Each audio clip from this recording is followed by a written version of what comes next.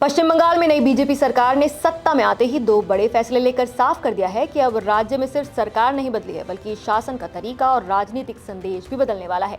शुवेंदु अधिकारी की सरकार ने बकरीद से ठीक पहले पशु वध को लेकर सख्त नियम लागू कर दिए हैं। कुछ खास श्रेणी के पशुओं को बिना फिटनेस सर्टिफिकेट काटने पर रोक लगा दी गई है और सार्वजनिक जगहों पर पशु वध पूरी तरह से बैन कर दिया गया है। वहीं दूसरी तरफ सरकारी और सहायता प्राप्त स्कूलों में सुबह की असेंबली में वंदे मातरम अनिवार्य कर दिया गया है। यानी एक फैसला त्योहारों, कानून व्यवस्था और धार्मिक संवेदनशीलता से जुड़ा है, जबकि दूसरा राष्ट्रवाद और सांस्कृतिक पहचान के बड़े संदेश के तौर पर देखा जा रहा है।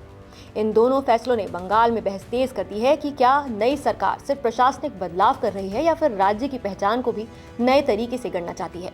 नमस्कार, मैं हूं अनन्या सिंह और आप देख रहे हैं न्याय विद अनन्या। आज हम आपको बताएंगे कि बंगाल में नई सरकार के आदेश के बाद बकरीद पर क्या बदलेगा, किस पर असर पड़ेगा, क्या बकरे की कुर्बानी पर भी रोक लगेगी, किन पशुओं के वध पर लागू हुए हैं ये नए नियम और क्या बंगाल ऐसा कानून लाने वाला पहला राज्य है, और वंदे मातरम और पशु कानून के पीछे क्या संदेश है। तो सबसे पहले बात करते हैं पशु वध वाले आदेश की। आदेश आते ही सबसे बड़ा सवाल यही उठा कि क्या अब बंगाल में बकरीद पर कुर्बानी पर असर पड़ेगा। इसका जवाब थोड़ा ध्यान से समझना होगा। सरकार के नोटिफिकेशन में जिन पशुओं का नाम है उनमें बैल, बैल बछड़े, गाय, बछिया, नर और मादा भैंस, भैंस के बच्चे और बधिया भैंस शामिल हैं। यानी ये नियम मुख्य रूप से गोवंश और भैंस वर्ग पर केंद्रित हैं। बकरों यानी कि गोट्स का नाम इसमें सीधे तौर पर नहीं लिखा गया है। इसका मतलब ये नहीं है कि बकरीद पर बकरे की कुर्बानी पूरी तरह से बैन हो गई है, लेकिन सरकार ने ये जरूर साफ कर दिया है कि खुले में सार्वजनिक जगहों पर, सड़क के किनारे या फिर अनधिकृत स्थानों पर किसी भी तरह का पशु वध नहीं होगा। यानी अगर कुर्बानी नियमों के बाहर या फिर खुलेआम होती है तो प्रशासन कार्रवाई कर सकता है। सरकार ने यह कदम Paschim Bangal animal slaughter control act 1950 और कलकत्ता हाईकोर्ट के 2018 के आदेश के आधार पर लागू किया है। इसके तहत सूचीबद्ध मतलब लिस्टेड पशुओं के वध के लिए फिटनेस सर्टिफिकेट जरूरी होगा। ये सर्टिफिकेट ऐसे ही नहीं मिलेगा। नगरपालिका प्रमुख या फिर पंचायत समिति के अध्यक्ष और सरकारी पशु चिकित्सक दोनों को लिखित रूप से ये मानना होगा कि पशु 14 साल से ज्यादा उम्र का है, अब काम या फिर प्रजनन के लायक नहीं है, या फिर वो स्थायी रूप से घायल, विकलांग या फिर किसी लाइलाज बीमारी से पीड़ित है। आसान भाषा में कहें तो सरकार कह रही है कि स्वस्थ और उपयोगी पशुओं का मनमाना वध अब नहीं होगा और पुराने कानून को अब ज्यादा सख्ती से लागू किया जाएगा। इसके अलावा सरकार ने यह भी साफ कर दिया है कि वध सिर्फ अधिकृत यानी कि ऑथोराइज्ड बूचड़खानों में ही होगा। यानी नगरपालिका या फिर प्रशासन द्वारा तय जगहों के बाहर ऐसा करना गैर कानूनी माना जाएगा। नियम तोड़ने पर 6 महीने की जेल, जुर्माना या फिर दोनों हो सकते हैं। जुर्माना 1000 रुपए तक का हो सकता है।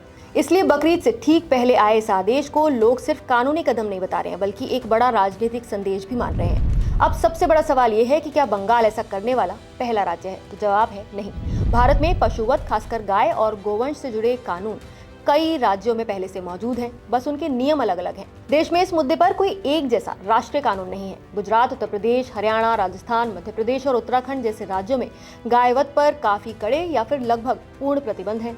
पंजाब और कई अन्य राज्यों में भी सख्त प्रावधान है। वहीं उड़ीसा और पश्चिम बंगाल जैसे राज्यों में कुछ परिस्थितियों में फिटनेस या फिर प्रमाण पत्र आधारित अनुमति का मॉडल है। वहीं दूसरी तरफ केरल, गोवा और पूर्वोत्तर के कई राज्यों में नियम अपेक्षाकृत अलग या फिर कम कठोर हो सकते हैं। यानी बंगाल का कानून बिल्कुल नया नहीं है। फर्क सिर्फ इतना है कि नई सरकार इसे ज्यादा सख्ती और ज्यादा राजनीतिक दृष्टिता के साथ लागू कर रही है। दरअसल भारत के संविधान के नीति निर्देशक तत्वों में भी राज्यों को गायों और दुधारू या फिर कामकाजी पशुओं की सुरक्षा के लिए कदम उठाने की बात कही गई है। इसलिए दशकों से अलग अलग राज्यों में सामाजिक, राजनीतिक और धार्मिक समीकरणों के हिसाब से कानून बनाए जाते हैं। यानी बंगाल में जो हो रहा है वो सिर्फ एक नया कानून लाना नहीं बल्कि पुराने कानून को नए राजनीतिक भाषा में लागू करना ज्यादा लगता है। खास बात यह है कि ये सब ऐसे समय पर हो रहा है जब सत्ता बदली है, बकरीद करीब है और सरकार लगातार ऐसे फैसले ले रही है जिनसे उसकी वैचारिक दिशा साफ दिखे। अब बात दूसरे फैसले की भी कर लेते हैं, वंदे मातरम की। नई सरकार ने सरकारी और सहायता प्राप्त स्कूलों में सुबह की असेंबली में वंदे मातरम को अनिवार्य कर दिया है। बीजेपी इसे राष्ट्रभक्ति, सांस्कृतिक मूल्यों और राष्ट्रीय पहचान से जोड़कर पेश कर रही है। सीधा संदेश ये है कि सरकार सिर्फ प्रशासनिक फैसले नहीं ले रही है बल्कि सार्वजनिक जीवन और संस्थानों में वैचारिक प्रतीकों को भी मजबूत करना चाहती है।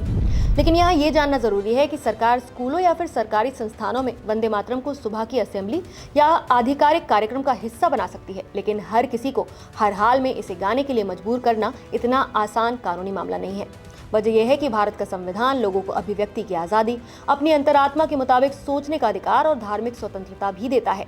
यानी सरकार वंदे मातरम को बढ़ावा तो दे सकती है, स्कूलों में इसे अनिवार्य भी कर सकती है या इसे राष्ट्रभक्ति से जोड़कर पेश कर सकती है, लेकिन अगर किसी व्यक्ति को लगता है कि ये उसके मौलिक अधिकारों से टकराता है तो मामला अदालत तक जा सकता है। आसान भाषा में समझे तो सरकार नियम बना सकती है, लेकिन उन नियमों को लागू करने का तरीका बहुत मायने रखता है। सम्मान करना और कार्यक्रम का हिस्सा होना एक बात है, लेकिन हर स्थिति में जबरन गंवाना अलग कानूनी सवाल बन सकता है। राजनीतिक तौर पर देखें तो इसमें दो साफ संदेश हैं। पहला, कानून व्यवस्था, पशु संरक्षण और प्रशासनिक नियंत्रण, और दूसरा, राष्ट्रवाद, सांस्कृतिक पहचान और प्रतीकात्मक राजनीति। समर्थक इसे मजबूत शासन और बदला हुआ बंगाल कह सकते हैं, जबकि विरोधी इसे पहचान आधारित राजनीति या फिर ध्रुवीकरण की रणनीति बता सकते हैं। फिलहाल सबसे जरूरी बात यही है कि बंगाल में बकरीद पर बकरे की कुर्बानी पर सीधा प्रतिबंध घोषित नहीं हुआ है, लेकिन सार्वजनिक वत, खुले स्थानों और सूचीबद्ध पशुओं के मामले में नियम पहले से कहीं ज्यादा सख्त जरूर हो गए हैं। वहीं वंदे मातरम वाला फैसला ये दिखाता है कि नई सरकार प्रशासनिक फैसलों के साथ प्रतीकात्मक और वैचारिक संदेशों को भी बराबर महत्व दे रही है। आने वाले समय में यही तय करेगा कि जनता इसे बेहतर प्रशासन मानेगी या फिर नए विवादों और राजनीतिक टकराव की शुरुआत बनेगा ये मामला। फिलहाल आप इस पूरे मुद्दे पर क्या कहना चाहेंगे, हमें कमेंट करके अपनी राय जरूर बताइए।